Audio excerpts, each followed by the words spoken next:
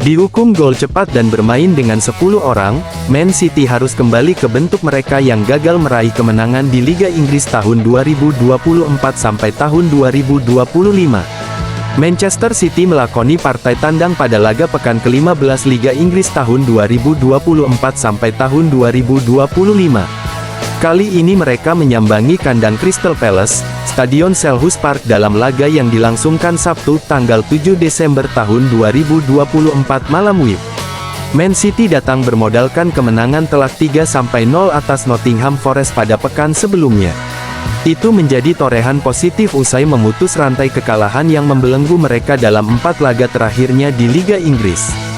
Namun, The Citizens gagal mengulangi kemenangan tersebut lantaran mereka harus tersendat kembali usai bermain seri 2-2 menghadapi Palace. Drama 4 gol di kandang Palace tersebut turut diwarnai dengan diusirnya Rico Lewis dari lapangan usai menerima kartu kuning kedua. Jalannya pertandingan, Crystal Palace segera tancap gas selepas peluit kick-off dibunyikan. Laga baru berjalan 4 menit, pendukung tuan rumah segera bersorak ketika Daniel Munoz berhasil menjebol gawang Man City kawalan Stefan Ortega.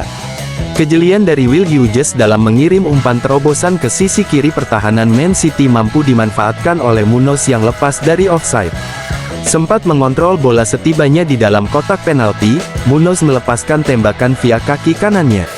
Meski sempat terkena tangan Ortega, si kulit bulat berhasil meluncur deras ke gawang tim tamu.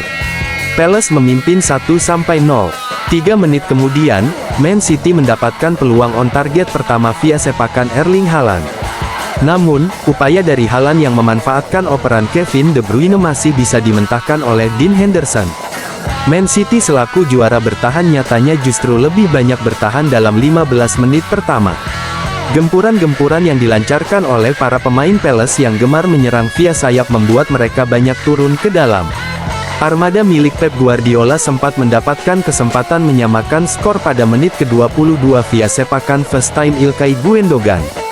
Memanfaatkan sundulan Maxence Lacroix, Gundogan langsung menyambutnya dengan sepakan kaki kiri dari luar kotak. Bola sepakannya masih menerpa tiang gawang sebelah kanan dari Crystal Palace saat Henderson sudah tidak mampu menggapainya. Gol penyeimbang dari Man City akhirnya lahir juga pada menit ke-31 melalui tandukan kepala Haaland. Umpan silang dari Matheus Nunes berhasil dimanfaatkan oleh Haaland yang melompat lebih tinggi dari Mark Guehi. Bola tandukannya menghunjam deras ke pojok kanan atas gawang lawan dengan Henderson yang sudah kelewat maju ke depan. Skor berubah menjadi 1-1.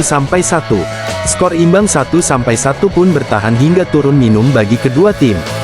Babak kedua dimulai dengan permainan cepat dan menekan dari kubu Man City. Akan tetapi, justru tuan rumah yang berhasil menambah keunggulan menjadi 2-1 berkat gol Lacroix pada menit ke-57. Kembali Hughes yang menjadi arsitek gol Palace yang kali ini dihasilkan dari situasi sepak pojok.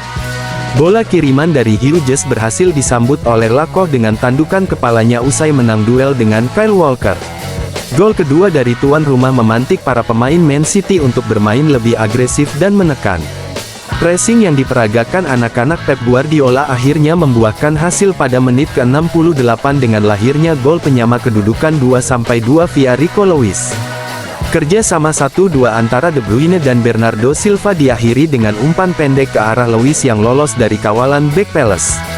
Dengan satu sentuhan kaki kanannya, bek akademi klub itu melepaskan tendangan kencang ke sudut kanan atas gawang lawan tanpa bisa dibendung oleh Henderson. Lahirnya gol penyeimbang 2-2 dari Lewis membuat para pemain Man City semakin bersemangat untuk mencetak gol tambahan. Petaka bagi tim tamu hadir pada menit ke-84 ketika kartu kuning kedua yang diterima Lewis harus membuatnya meninggalkan lapangan dan Man City harus bermain dengan 10 orang.